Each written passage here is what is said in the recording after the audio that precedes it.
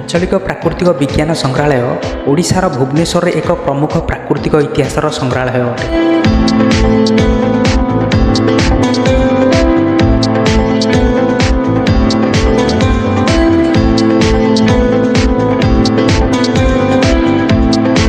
यह संग्रहालय ओडिशार विभिन्न प्रकृति प्राणी उद्भिद और परिवेश विषय में शिक्षा और सचेतना सृष्टि करता है, जहाँ साधारण लोक मानक प्राकृतिक विज्ञान विषय अधिक ज्ञान देता है।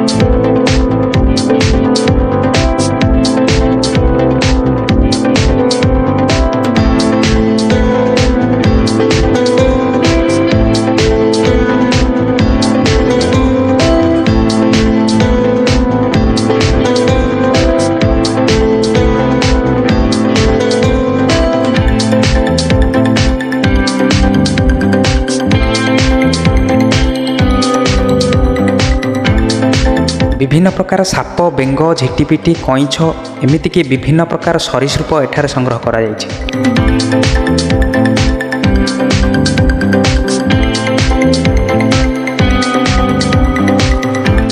एठारे मनीषर कंकाल सहित अन्य पशुंक कंकाल तुलना करिबा, पक्षीर हाड़ सहित अन्य स्तनपायी प्राणी और सापर हाड़ को तुलना करिबा और विभिन्न प्राणी वर्ग मध्य थिबा कंकालर विषय जानिबा एही प्रदर्शनीर मुख्य उद्देश्य।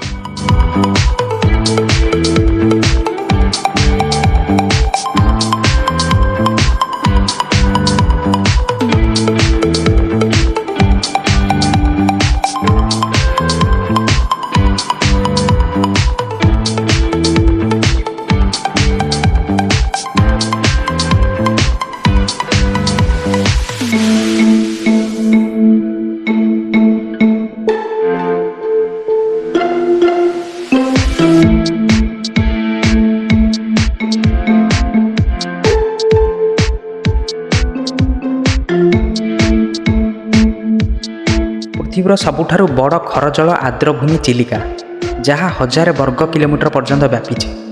शीत ऋतुरे एही ह्रदरे 250 रु अधिक प्रजातिर प्रवासी पक्षी देखा जाती।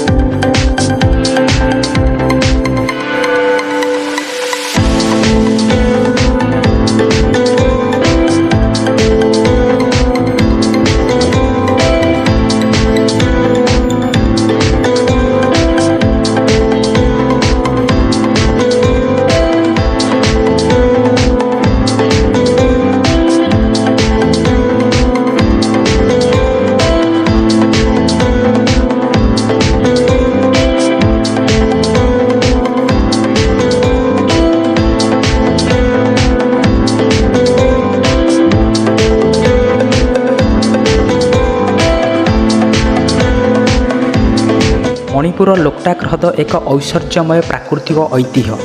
यह पृथ्वीर एकमात्र भासमान ह्रद बोली कहुए।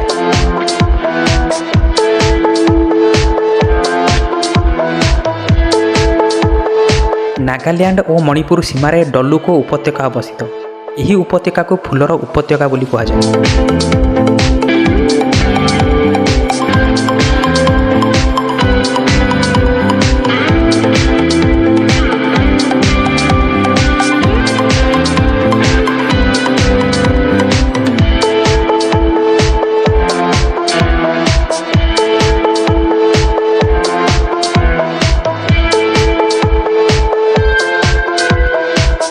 ବିରଳ ପ୍ରଦର୍ଶନୀ ମଧ୍ୟରେ ହାତୀ ଓ ତିମିର କଙ୍କାଳ ଏଠାରେ ସଂଗ୍ରହ କରି ରଖାଯାଇଛି।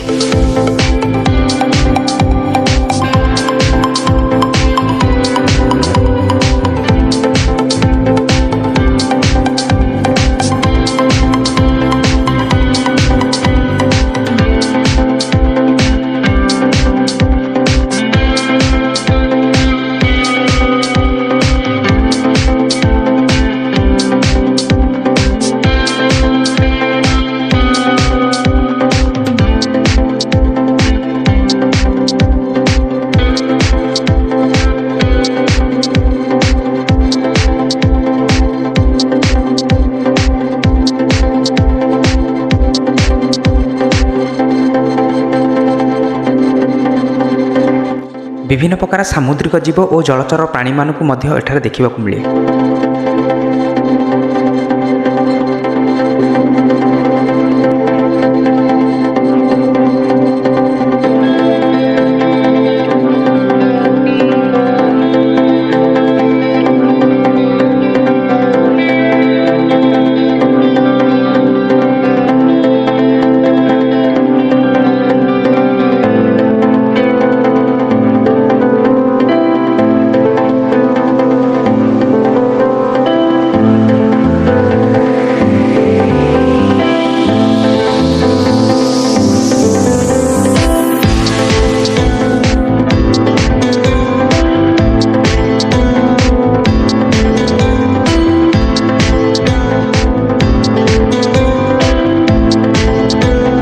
ଆଟଲାଣ୍ଟିକ୍ ମହାସାଗର ଓ ପ୍ରଶାନ୍ତ ମହାସାଗରରେ ବ୍ରାଇଡସ୍ ତିମି ଦେଖାଯାଏ।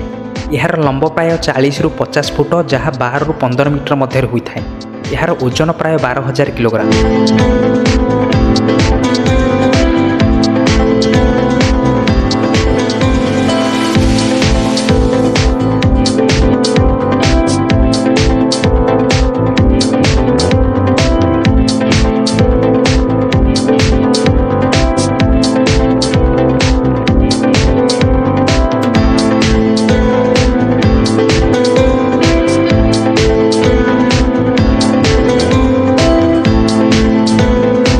ଦାନ୍ତଯୁକ୍ତ ତିମି ମାଛର ଦୈର୍ଘ୍ୟ ପ୍ରାୟ 30 ଫୁଟ।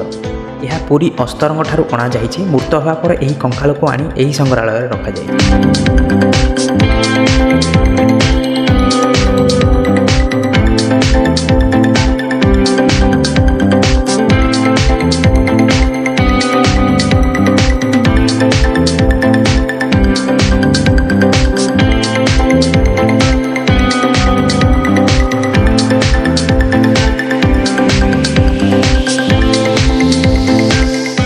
ନବକଳେବରରେ ପ୍ରଭୁ ଶ୍ରୀଜଗନ୍ନାଥ, ବଳଭଦ୍ର ଓ ଶ୍ରୀଭଦ୍ରା ଏବଂ ଶଙ୍କର୍ଷଣ ଦେବଙ୍କ ପୁରାତନ ମୂର୍ତ୍ତିକୁ ହଟାଇ ନୂତନ ମୂର୍ତ୍ତି ତିଆରି କରାଯାଏ।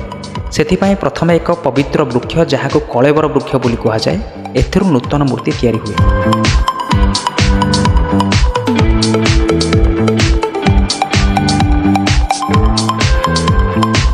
ଔଷଧୀୟ ବୃକ୍ଷ ଯେମିତିକି ତୁଳସୀ, ଅଁଳା, ହେନା, ହଳଦୀ, ଲିମ୍ବ, ରିଠା, ଏମିତିକି ଏହାର ଉପକାରିତା ମଧ୍ୟ ଏଠାରେ ସମ୍ପୂର୍ଣ୍ଣ ଭାବରେ ବର୍ଣ୍ଣନା କରାଯାଇଛି।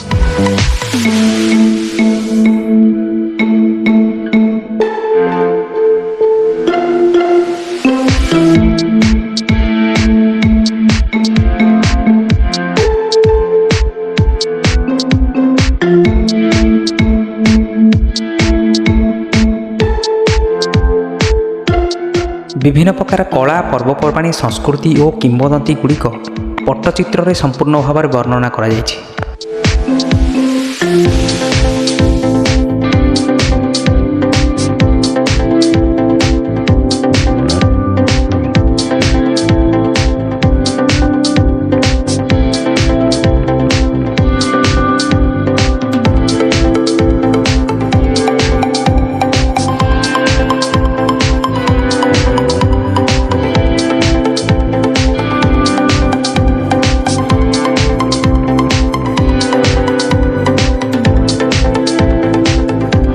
ଓଡ଼ିଶାର ବିଭିନ୍ନ ପ୍ରାକୃତିକ ସମ୍ପଦ ମଧ୍ୟରୁ ଲୁହାପଥର, ମାଙ୍ଗାନିଜ୍, କ୍ରୋମିୟମ୍, ଲାଇମଷ୍ଟୋନ୍, ଯାହା ସିମେଣ୍ଟ ପ୍ରସ୍ତୁତିରେ ବ୍ୟବହାର କରାଯାଏ, କୋଇଲା, ଏମିତିକି ବହୁତ ପ୍ରାକୃତିକ ସମ୍ପଦ ଏହି ମ୍ୟୁଜିୟମରେ ଦେଖିବାକୁ ମିଳେ।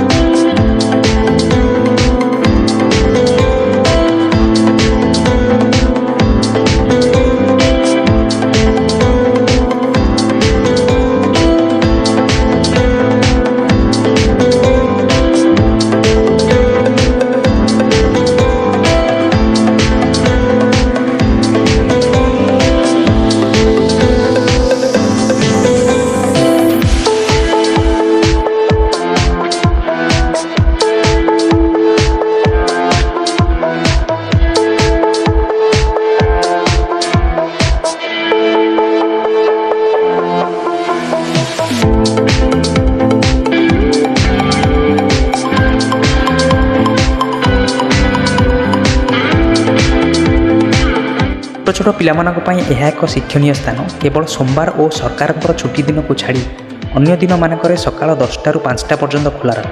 କୌଣସି ଟିକେଟର ଦେୟ ଦେବାକୁ ପଡ଼େ ନାହିଁ।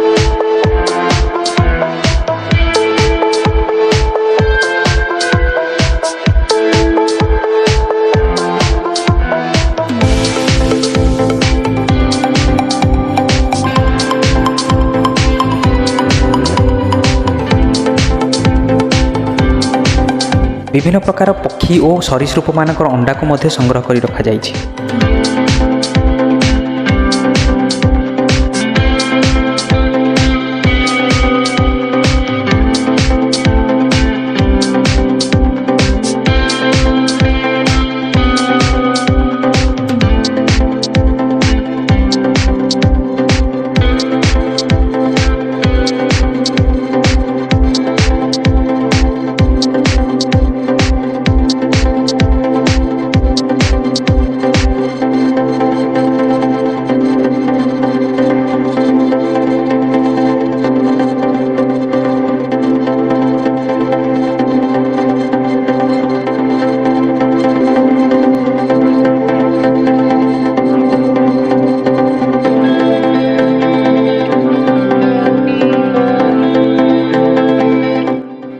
ସାପମାନଙ୍କ ମଧ୍ୟରେ ଅଛି ନାଗ, ବୋଡ଼ା, ଚିତି, ରଣା, ଢମଣା, ମାଟି ବିରାଡ଼ି, ଧଣ୍ଡ, ଏମିତିକି ବିଭିନ୍ନ ପ୍ରକାର ସାପ ମଧ୍ୟ ଏହି ମ୍ୟୁଜିୟମରେ ଦେଖିବାକୁ ମିଳେ।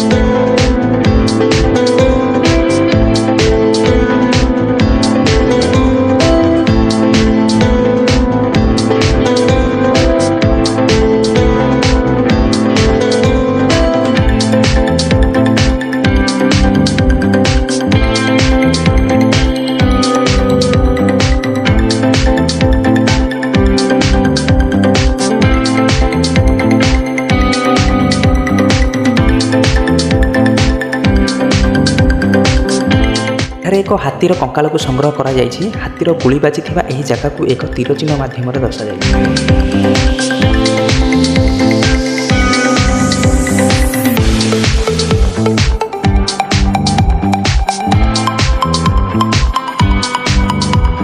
ଶୀଘ୍ର ଆଉ ଗୋଟେ ନୂଆ ଭିଡ଼ିଓ ନେଇକରି ଆସୁଛୁ। ତା ପୂର୍ବରୁ ଆମ ଚ୍ୟାନେଲକୁ ଲାଇକ୍, ସେୟାର, ସବସ୍କ୍ରାଇବ୍ କରି ଆମ ସହ ଯୋଡ଼ି ହୋଇଯାଅ।